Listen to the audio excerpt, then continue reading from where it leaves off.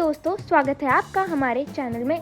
अगर अभी तक आपने हमारे चैनल को सब्सक्राइब नहीं किया है तो हमारे चैनल को सब्सक्राइब कर लें। भारतीय टीम के किस गेंदबाज ने वनडे सीरीज में सबसे ज्यादा विकेट झटकने का रिकॉर्ड बनाया है? देखिए टॉप 5 की लिस्ट। दोस्तों, भारतीय क्रिकेट टीम को हमेशा उसकी बल्लेबाजी के लिए जाना जाता है, लेकिन वक्त के साथ टीम इंडिया के गेंदबाजों ने भी अपना जलवा दिखाया है।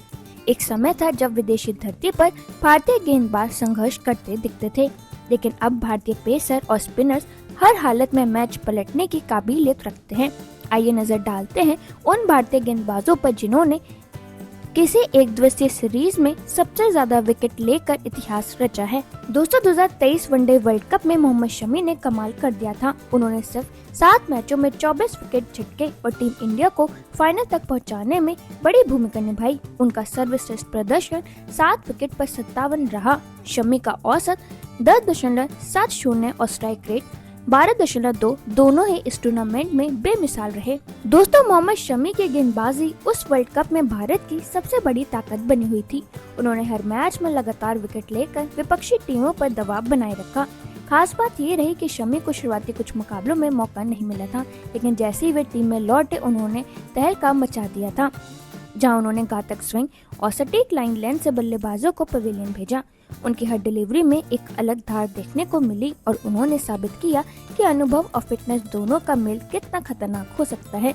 शमी की परफॉर्मेंस आने वाले कई सालों तक भारतीय क्रिकेट इतिहास में याद रखी जाएगी। दोस्तों, फिर इस लिस्ट में आते हैं जहीर खान। भारत के 2011 world cup hero Zaheer Khan ने उस टूर्नामेंट में 9 मैचों में 21 विकेट चटकाए। उन्होंने नई और पुरानी गेंद से शानदार नियंत्रण दिखाया। उनकी गेंदबाजी ने भारत को 28 साल बाद विश्व कप जिताने में अहम भूमिका निभाई थी।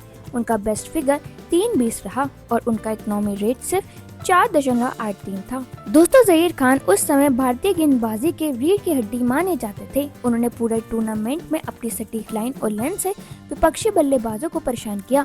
खासकर डेथ ओवर्स में उनकी रिवर्स स्विंग देखने लायक होती थी, जिससे उन्होंने कई बार मैच का रुख भारत की ओर मोड़ दिया था। उनकी शांत और संयमित गेंदबाजी ने युवाओं को सीखने का मौका दिया और टीम इंडिया को संतुलन प्रदान किया।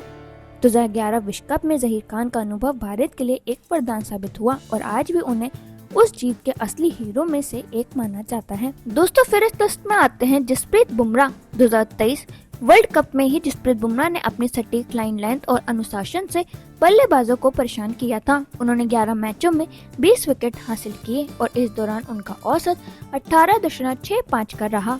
बुमराह का इकोनॉमी रेट 4.06 रहा था, जो टूर्नामेंट के सबसे किफायती गेंदबाजों में से एक था। दोस्तों, जसप्रीत बुमराह की गेंदबाजी ने 2023 वर्ल्ड कप में भारत को मजबूत स्थिति में पहुंचाने में अहम भूमिका निभाई। उन्होंने हर मैच में शुरुआती ओवरों में विकेट लेकर विपक्षी टीमों की कमर तोड़ दी। बुमराह की खासियत उनकी सटीक यॉर्कर और स्लो डिलीवरी रही, जिसने बड़े से बड़े बल्लेबाजों को चकमा दिया। उनकी गेंदबाजी का असर इतना था कि कई टीमें उनके ओवरों को बिना जोखिम लिए निकालने की कोशिश करती थी। पावर प्ले से लेकर डेथ ओवर्स तक उन्होंने हर स्थिति में अपनी उपयोगिता साबित की। कप्तान रोहित शर्मा ने भी उन पर पूरा भरोसा जताया और बुमराह ने हर बार टीम को निराश नहीं किया। दोस्तों, फिर इस लिस्ट में आते हैं कपिल देव।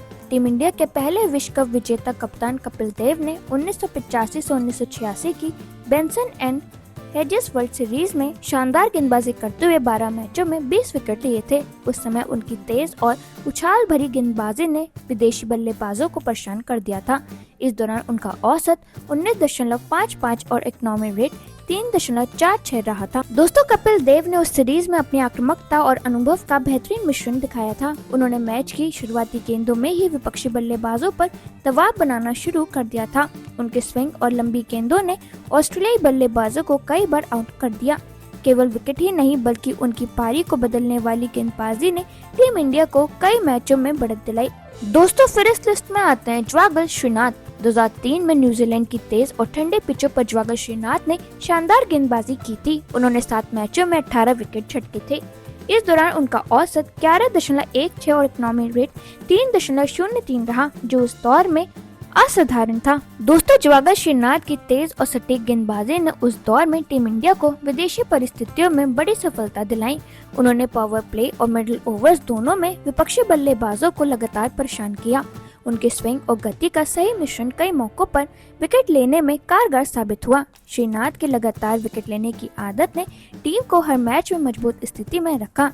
न्यूजीलैंड की ठंडी और तेज पिचों पर उनका नियंत्रण उन्हें अन्य गेंदबाजों से अलग बनाता था। उनके इस प्रदर्शन ने भारतीय पेस अटैक की ताकत को साबित किया और युवा गेंदबाजों के लिए प्रेरणा का स्रोत बना। तो दोस्तों, अब आप हमें कमेंट सेक्शन में जरूर बताना कि इनमें से आपका फेवरेट गेंदबाज कौन सा है और आपको क्या लगता है आने वाले समय में कौन इस लिस्ट में अपनी जगह बना सकता है।